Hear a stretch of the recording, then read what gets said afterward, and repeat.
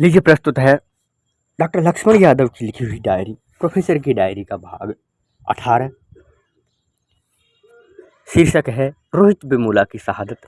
17 जनवरी 2016। रोहित वेमुला आपने नाम सुना होगा। पापा को गुजरे 4 महीने हो गए। दिल्ली की बेतहाशा ठंड वाली सुबह सुबह कॉलेज जाने से पहले फ़ोन पर खबर दे की महीने से हिंदी के अखबार लेना बंद कर दिए हैं। जैसे ही एक खबर पर नज़र गई, सन्न रह गया। हैदराबाद विश्वविद्यालय में बने वैज्ञानिक बनने की चाहत रखने वाले एक शोधार्थी रोहित वेमुला ने आत्महत्या कर ली। रोहित वेमुला को अपने कई दोस्तों के साथ स्कॉलरशिप और जातिवादी अन्याय के खिलाफ लगातार अनशन पर था। हैदराबाद विश्वविद्यालय प्रशासन लगातार उनकी मांग को नज़रअंदाज कर रहा था। बाबा साहब डॉक्टर अम्बेडकर के विचारों से प्रभावित होकर रोहित और उनके साथियों ने एक संगठन अम्बेडकर स्टूडेंट एसोसिएशन बनाया था। एएएस ने पिछले चुनाव में सत्ताधारी दल के समर्थित संगठन को शिकस्त दे दी थी। उसके बाद ही से ये निशाने पर थे। फिर भी उन्होंने प्रतिरोध नहीं छोड़ा, लड़ते रहे। एक वैचारिक प्रतिरोध के लिए उनके साथियों के बीच स्टडी सर्किल चलाते, फूले साहू अम्बेडकर के विचारों से बाकी छात्रों को जोड़ते चला। साथ ही अन्याय के खिलाफ लड़ने लगे। महीनों से इनकी स्कॉलरशिप नहीं मिल रही थी। हॉस्टल का कमरा खाली करवा दिया गया। अपने दोस्तों के साथ ओढ़ने बिछाने वाले सामान के साथ डॉक्टर अम्बेडकर की बड़ी ही तस्वीर लेकर बाहर आए। कई दिन तक खुले आसमान के नीचे सोते रहे। विश्वविद्यालय प्रशासन ने एक न सुनी। वैज्ञानिक बनने का ख्वाब देखने वाला एक शोधार्थी रोहित वेमुला अन्याय के खिलाफ लड़ते हुए आत्महत्या करने को मजबूर कर दिया गया। किसी को इस बात का अंदाजा तक नहीं था कि रोहित की आत्महत्या की खबर के बाद देश भर में इसकी प्रतिक्रिया क्या होगी। आने वाले दिनों में देश भर के कैंपसों ही नहीं, समाज से लेकर सियासी गलियारों तक में भूचाल आने वाला था। लाखों लोग सड़कों पर उतरने वाले थे। देशव्यापी आंदोलन होने वाला था। आज तक इस देश के कैंपस डेमोक्रेटाइज ही नहीं हुए।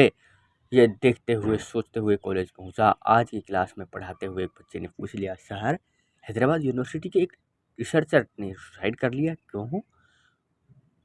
उनके साथ गलत हो रहा था, वे उसके खिलाफ लड़ रहे थे, मगर उसे अन्याय हो रहा था, न्याय नहीं मिला। मगर सुसाइड भी तो करना गलत है ना सर? बिल्कुल गलत है, बिल्कुल गलत है। मगर कई बार हालात कुछ अलग बन जाते हैं। बहरहाल तुम ओम प्रकाश वाल्मीकि की कहानी घुसपैठिए जरूर पढ़नी चाहिए।